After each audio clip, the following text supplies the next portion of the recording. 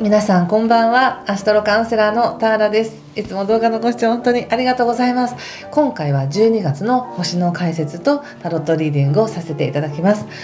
まず最初に星の12星座共通の星の解説なんですけども、12月っていうのは本当に1年の総まとめで皆さんも幸せでお忙しいと思うんですが、星で見てもやっぱり2025年って結構いろいろあったよねっていうそのまとめの月になります。で、皆さん自覚されてるかされてないかわからないんですけども、本当にこの1年を過ごした私たちっていうのは強くなってるんですね。いろいろ経験を積んで鍛えられたっていうのがあるので、無自覚かもしれないんですけど、何か過去の自分とは違う自分っていうのがあるはずなんです。で、さらにそこから12月ってもっとなんか来年に向けての期待が生まれたりとか、希望とか、なんかまるで旅に行きたいと思うような、心が解放されていくような、なんかそういう広がりのある自由な感覚がすごく強いんですね。それなぜかっていうと、12月の1日から金星という社交性とか喜びとか愛情とか、そういった華やかなエネルギーもいて座という性質になっていますし、あと太陽も今いて座に入っていて、で火星という行動力やバイタリティっていうものもいて座に入っているので、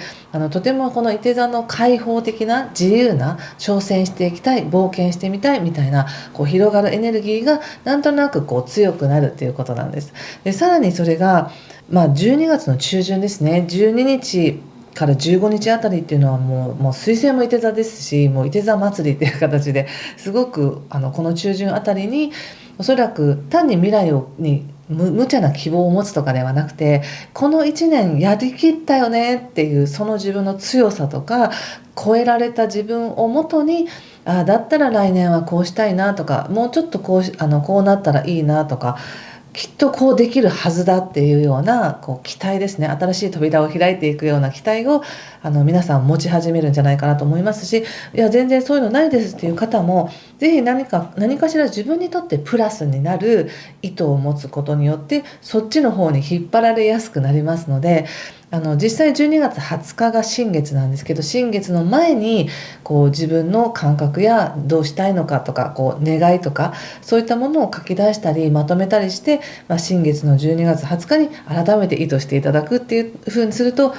とってもなんかスムーズに2026年につながっていくなっていう感じがします。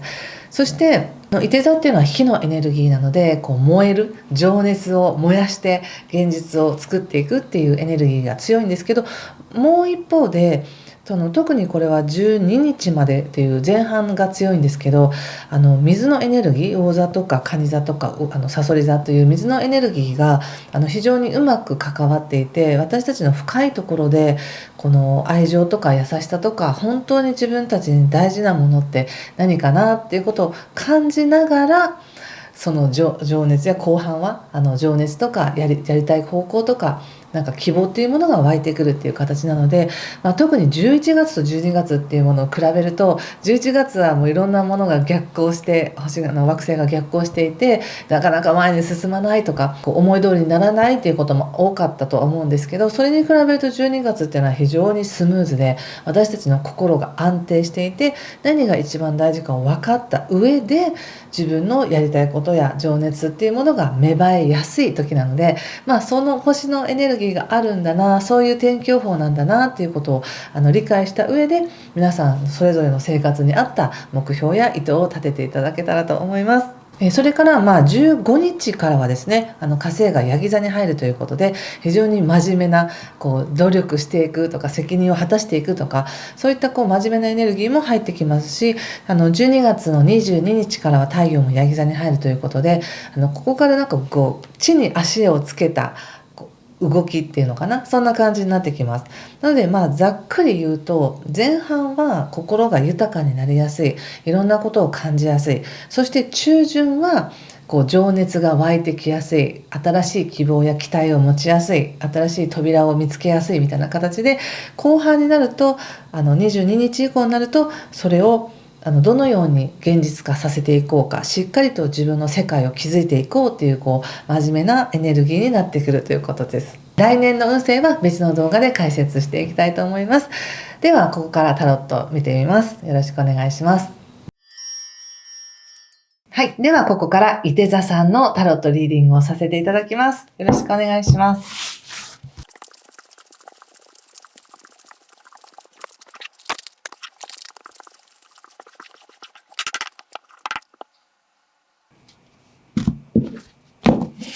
じゃあ一緒に見てみましょう。12月です。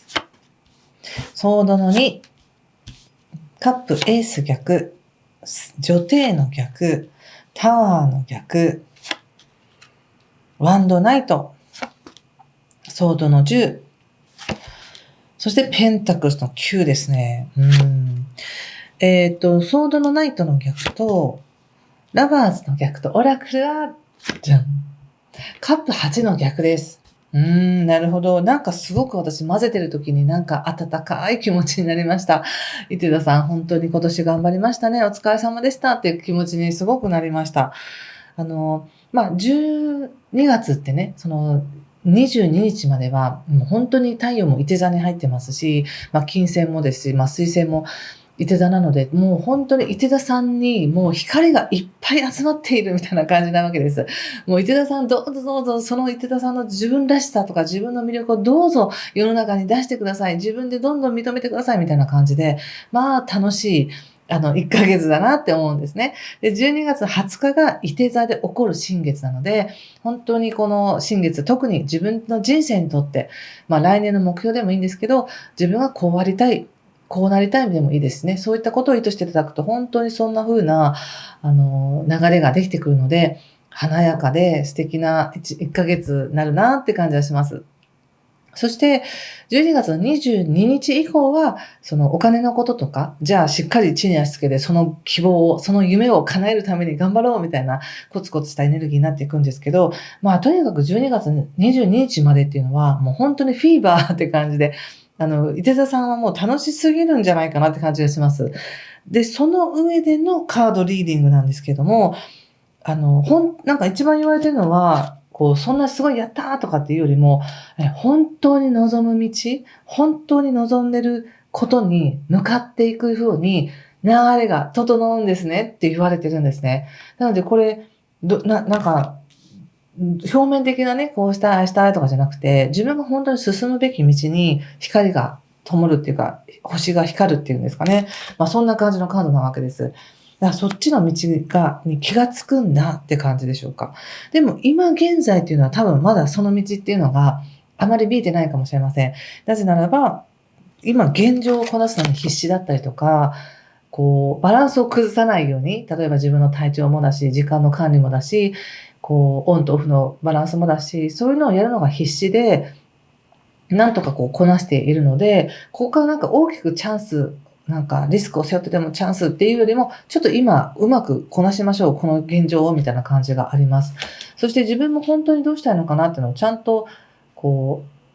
なんか、ちゃんと確信したいみたいな感じがありますね。なんか、いや、私あります、目標ありますって言ってても、それって本当に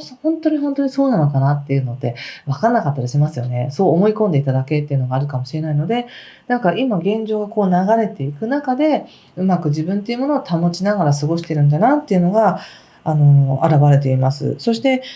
ここまでの流れの中でも今年かなりいろんなチャンスがあったんじゃないかなって思うし、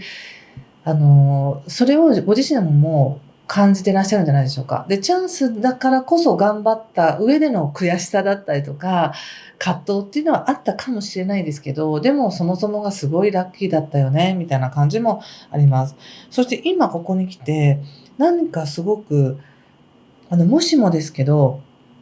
これだけね、この12月も光がすごい、当たってますっていう時に、もし何かインパクトのある出来事、何かはわかりません。それぞれの生活の中で。でも何かインパクトのあることがあったら、それって超ラッキーだと思っておいてください。そのびっくりする出来事から何を感じましたか、何に気づきましたかっていうのがもう全てなので、そうやって意識が拡張していくっていうか、意識のがもっと深くなっていくことによって、見える世界も変わるし、やり方も変わってくるので、なんかそういう気づきを促されている。要するに本当に進むべき道や気づくことに気づくために、宇宙が用意してくれていることがあるって感じがして、そこに気づくような出来事があるのかなって感じがしました。もしかしたら、何かをやめようみたいな、なんかこれを求めていたけどこれをやめようみたいなことかもしれませんしね。ちょっと見てみようかな。タワーっていうのは、今まで自分が積み上げてきた想念だったり、状況だったりするんですね。で、それを壊すっていう風に出てるんです。で、後で出たのがペンタクスの6なので、今までは例えば、お金のためにこれをやっていたけど、そうじゃないんだわ、みたいな。壊して、このために私はやるみたいな、意識が変わるとか、その、何か、なんでしょうね、お金に関しての価値観の違いかもしれませんし、今携わっていること、自分は情熱をかけてきたことに対しての意識の変更かもしれません。さっき言ったみたいに、過去にあった、すでにあった、恩恵に対しての意識の変化もあるかもしれませんね。ありがたいって分かってるけど、でもこうして欲しいんですよ、みたいな、要求の方が表に出ていたとしたら、ありがたさの方が前に出て、本当に自分は恵まれていたみたいなことに気づいたりとか、生き方を変えたいみたいな感じもちょっとあるかもしれませんね。すぐに変わらなくてもいいんです。何かそういう光、自分のこれから目指す光が欲しいっていうのが、ちょっと見え始めるっていう感じがするんですね。で、そしてここからワンドのナイトっていうのがあるので、自分が頑張ったら頑張っただけ進めるじゃないかっていうことで、すごく装備をして頑張るみたいな、エネルギーが出ています。この方法で頑張るみたいな。ただ、その方法ですごく頑張った時に、ここでいきなりソードの10が出て、その後ペンタクスの9なので、ちょっとね、お体のことだけは気をつけておいてください。例えばインフルエンザが流行ってるとか、そういうのには気をつけてくださいね。あまりにもすごくちょっと盛り上がりすぎててエネルギーが。せっかくだから12月あそこも行こう、ここも行こうみたいな感じでやっていると、本当に体がクタクタっていうこともありますし、想定外に何かって感じがするんです。全くかかる予定なかったけど、急性胃腸炎がかかっちゃったみたいな、そんなんとか、想定外のことですね、があって、体がしんどいっていうこともあるかもしれないので、そこは万全の注意をしてください。こういうのって注意すれば絶対そうなるとは限りませんので、せっかくのこの運をうまく活かすために、注意をしていくということです。例えば、マラソンとかでも途中で必ずお水を飲みますよね。で、飲まなかったら後で結局倒れてしまうっていうのがあるので、すごく走れるから走るっていうんじゃなくて、途中で休んで、ちゃんとメンテナンスして進むっていう風にしてください。で、その後やっぱり仕事でのチャンスっていうか、自分のこれ繋がってると思うんですけどね、自分が進んでいきたい方向でのチャンスっていうのが見つかるんです。見つかるというよりも、そのチャンスがもう目の前に来ている感じがするので、もしお仕事で言うならば、なんていうか、ここまでやってきた仕事のありがたさっていうものを自分が感じ、やっぱりこうしよう、やっぱりこっちの方向に行こうみたいな、そういう思いがあり頑張るんだけど、思いのほかそれが結構大変だったとか、いや、体がついてこなかったってなるけど、それを超えた先に、良かった、自分の限界を超えられたとか、自分がコンプレックスで思っていたことを一つ超えられたみたいな、そんな感じの強さがあるんです。うん。で、やっぱりここでも気をつけることや対策として言われているのが、ソードのナイトにラバーズということで、これ私から見ると逆位置なんですけども、ソードのナイトっていうのは相当走ってるんですね。相当急いでるとか、相当頑張ってる。だからめちゃくちゃ仕事忙しいですっていうことかもしれないし、でもそれなぜかっていうと、やっぱその経験値が少なくて、調べながらやってるから忙しいんだみたいなことかもしれません。もう十分経験があって、はいはいできるよってこなすことじゃなくて、まだまだ未経験だからこそ経験をつけていってる段階だから、楽しいんだけど、すごく忙しいっていうこともあるかもしれません。で、それに翻弄されて、気づかないうちに体が、疲れてるってこともあるかもしれないので、そこだけ、体には注意ということですね。うん。ちょっと、他のやつを見てから言おうかな。ちょっとお仕事のことを見てみましょうか。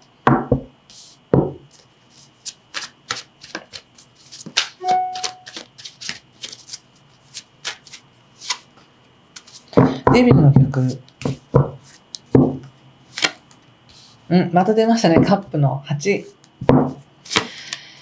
いいですね。とっても仕事に対しての姿勢だったりとか、捉え方っていうものが、成熟している感じがします。今まではもっと利益を上げたいとか、もっと認められたいとか、なんかそういった表面的なもっとなんかいろんな仕事させてほしいとか、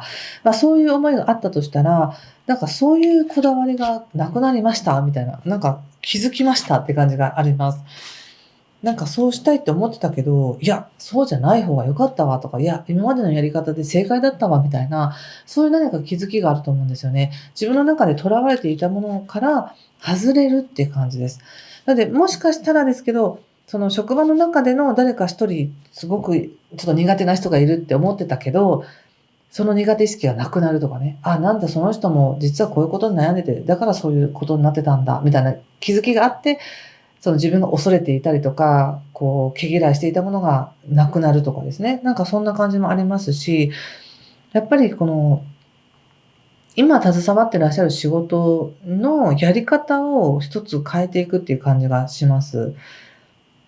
今までは経験を覚えるためにこれをやっていた。でももう覚えたから次のテーマが来ました。みたいなことかもしれませんね。なんか今までは一日どれだけのことをこなせるかっていうことで自分を認めていたけど、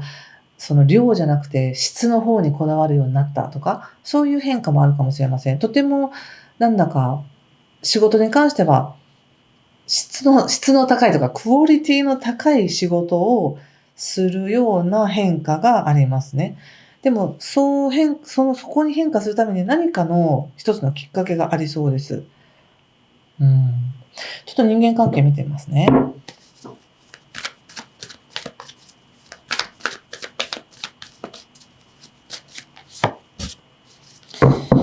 人間関係はソードの7とワンドのエースとジャッジメントですね。なんか関係性、人間関係って言った時に、なんかこれまでの関係性を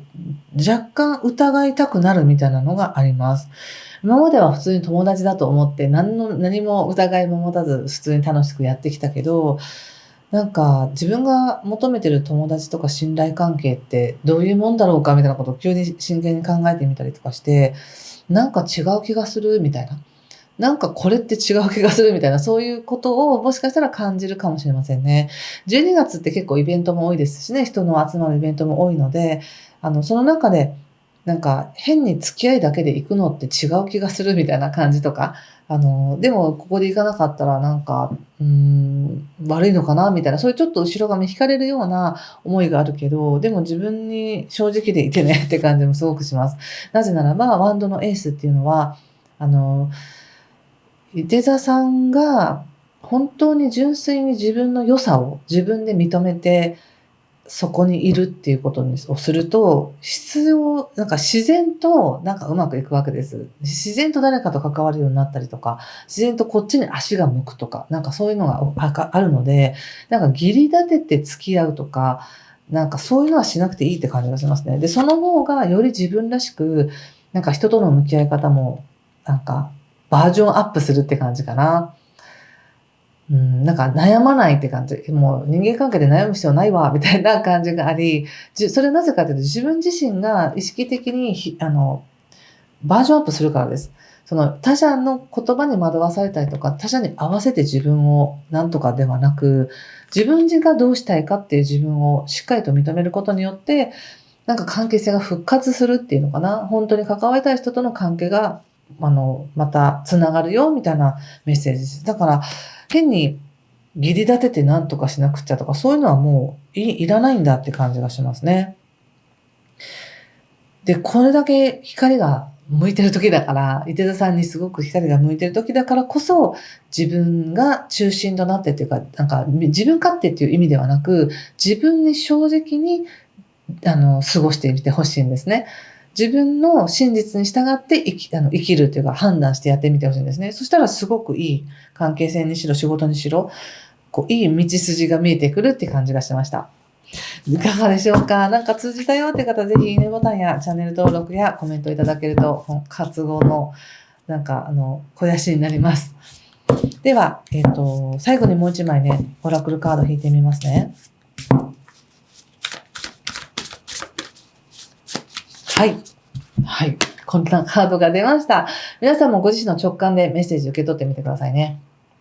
なんか隠された真実があるって感じもありますし、まだ何かわからない未知のものがあるよって言われているので、やっぱりこれも通じてますね。何かまだはっきりはしないんだけど、ちょっと目印となるようなものが見えてくるっていうのが、なんかこの12月あるかもしれませんね。面白いですよね。なんか表面的にはすごい盛り上がってて、運勢はいいよ、晴天だよ、どうぞ、なんか、伊手座さん特有のパスがもらえて、どこでも行けるよみたいな感じの星の動きですけれども、カードで見たらもっと奥深い、なんか、メッセージでしたね。はい。ということで、何かしら参考になれば嬉しいです。今回も最後までご視聴ありがとうございました。失礼します。